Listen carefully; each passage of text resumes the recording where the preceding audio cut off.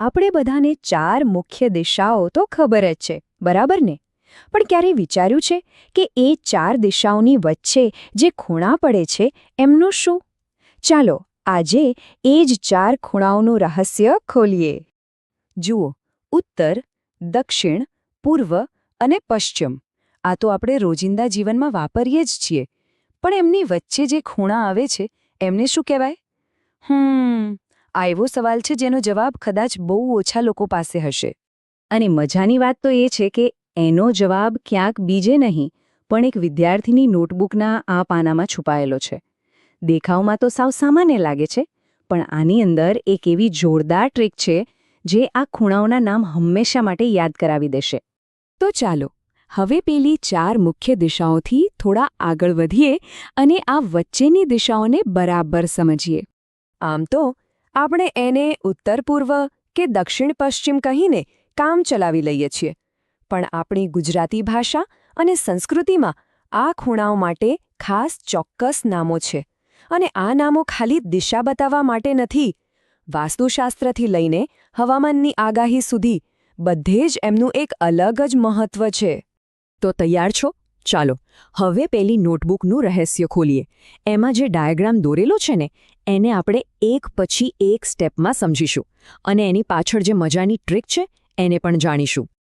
Okay, તો ચાલો શરૂઆત કરીએ એકદમ પાયાથી. સૌથી પહેલાં તો આપણે આપણું પોતાનું હોકાયંત્ર બનાવીએ.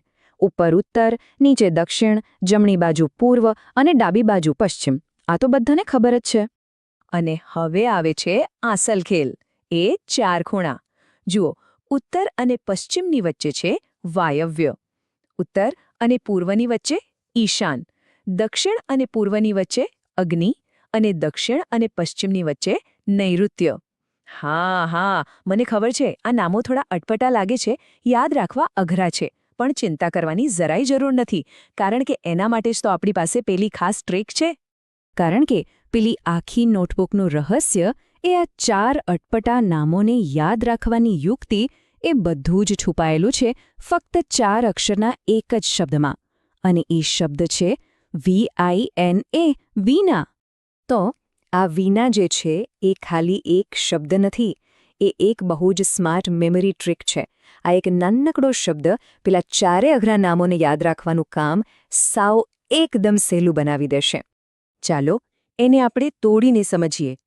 V એટલે વાયવ્ય, I એટલે ઈશાન, N એટલે નૈઋત્ય અને A એટલે અગ્નિ.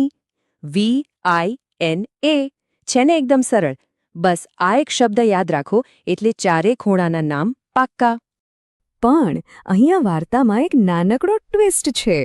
વીના શબ્દ નામો યાદ રાખવા માટે તો પરફેક્ટ છે, પણ સવાલ એ છે કે શું હોકાયંત્ર પર એમનું ક્રમ પણ આ જ છે?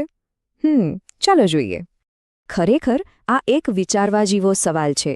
VINA શબ્દ તો આપણને યાદ રહી ગયો, પણ શું હોકાયંત્ર પર દિશાઓ એ જ ક્રમમાં ગોઠવાયેલી છે? એ જાણવા માટે ચાલો પેલી નોટબુકની આકૃતિ પર પાછા જઈએ. અને અહીંયા જ આખી રમત છે.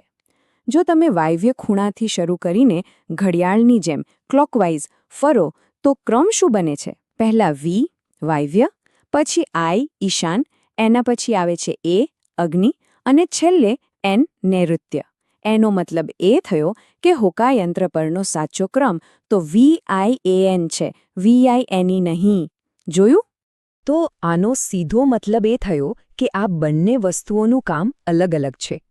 વીના શબ્દ શું કરે છે? એ આપણને 4 નામ યાદ કરાવે છે.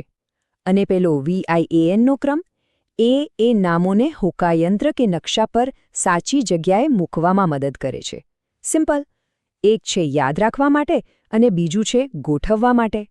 તો હવે સવાલ એ થાય કે આ બધું જાણવું શા માટે જરૂરી છે? શું આ ખાલી એક સ્કૂલની કસરત જેવું છે? ના, બિલકુલ નહીં. આ નામોનું આપણી વાસ્તવિક જિંદગીમાં ઘણું મહત્વ છે.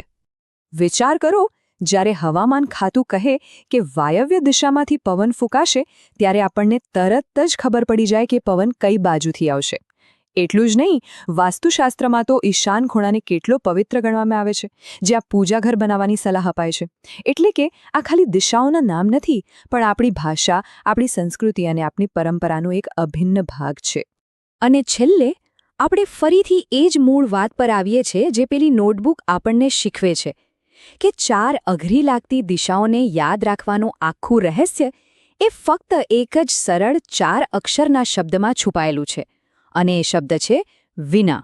ખરેખર વિના જેવી નાની નાની યુક્તિઓ શીખવાની આખી પ્રોસેસને કેટલી મજેદાર બનાવી દે છે, નહીં? આના પરથી એક વિચાર આવે છે કે આવી કોઈ સ્માર્ટ ટ્રિક, કોઈ યાદ રાખવાની મજેદાર રીત જે કોઈ અઘરી વસ્તુને સહેલી બનાવી દેતી હોય, એવી કોઈ રીત તમે વાપરો છો?